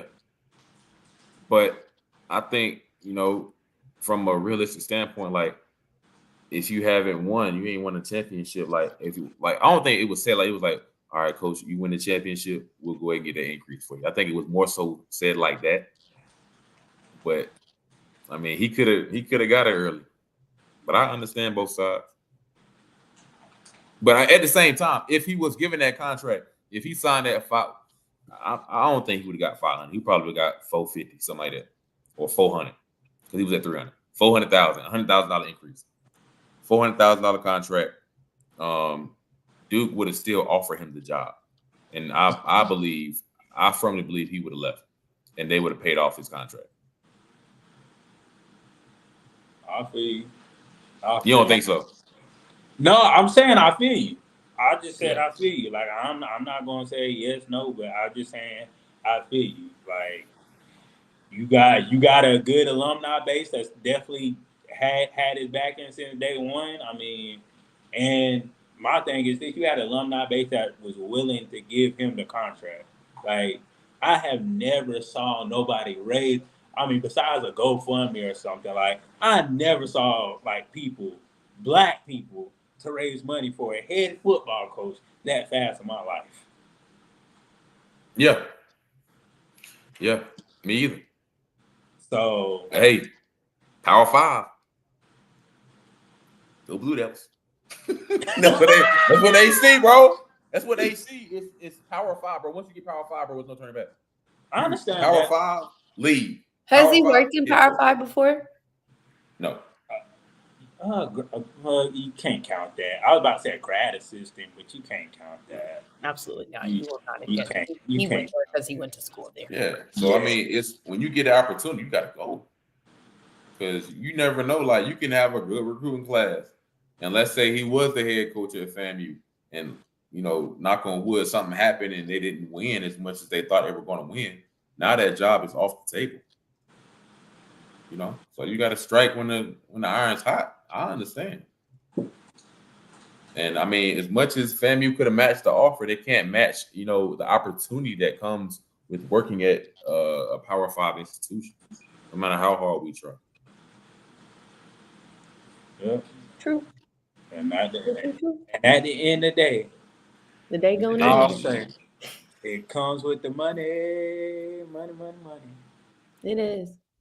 Yeah. But guys, this is a good show. Shoot, we've been on here for a good little minute. It's Friday, and we got a weekend to get ahead of us. Shoot. So thank y'all for tuning in. Make sure y'all subscribe to Bridges on Top. Make sure y'all subscribe to our script. We're gonna be here every Friday. Ooh, next week is a big week, y'all. Game week. Next week is game week. We got the SWAC and MEAC challenge, which will be lit. And we're going to be talking about our FAMU Rattlers. versus the Norfolk Spartans. You know what I'm saying? We're gonna be talking about them things. But at the end of the day, we waiting on football, and we gonna be waiting on y'all, and y'all gonna be waiting on us on Friday to be on pre-snap read. Ryan, what you got coming up this weekend? This weekend, just preparing for school. School starts on Monday, so it's gonna be a time. I'm about to get into it. Y'all, I'm graduating this year. Woo woo. This is really crazy. This is so crazy. Yeah, what y'all got? I gotta work. Facts. Sure, I don't know what I got going on, just dabbling a little bit in the Houston festivities, whatever Houston got going on. So, I'm still exploring the city, trying to You figure gotta go to a out. game, bro. Huh? You gotta go to a game. Oh, I like going to the regular season games. I don't like going to preseason games. I go to the games now. I done been to That's all. huh? That's what I'm talking about. Regular season. Y'all boys. Oh, Houston, yeah. I'm at Texans least like go to, that. I'm at least go to 3. They was lit when I went. I'm at least go to 3.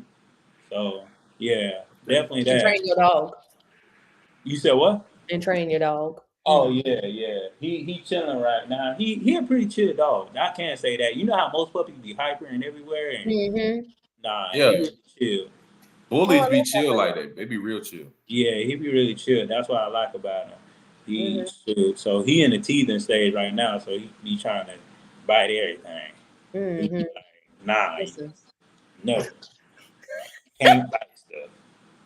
You can't bite my hand, and you can't bite the furniture. I'm gonna call Peter on you. But you can bite the toys we get. I'm gonna call Peter on you, dog. They not even gonna take Braun seriously. Like, so what was the disturbance? You gonna hold up the deal? he was biting my shit. Yeah, they gonna be on you, boy. Nah, man, Right. that dog ain't got no bruises. That dog ain't got nothing. I'll be feeding that dog out my hand. This dog love me, sure.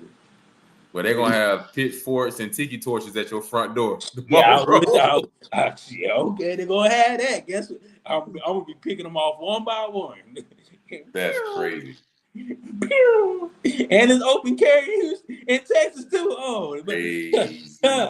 Bye. they on Bye. my property. You gonna call Robert. I have neutralized the intruder. Intruders. I like I them have too. neutralized the intruder. Crazy. They gonna be hey. What Angel Reese said. Nah. You hit him with that. I love that. I love that so much. Heck yeah. But thank y'all for tuning in, man. Thank y'all for tuning in. We're gonna have a full pack show next Friday. We're gonna have a breakdown of both of the teams, what they need to do to succeed, what they need to do to win the game. New head coach first game for Cozy Spartans. They trying to make some rumbling, trying to be the SWAT team, which is always a plus for the MEAC when they come in time because they rough and tough football. But definitely, man. Thank y'all for tuning in. Much love. I will see y'all guys next week. Pre-snap read. We out.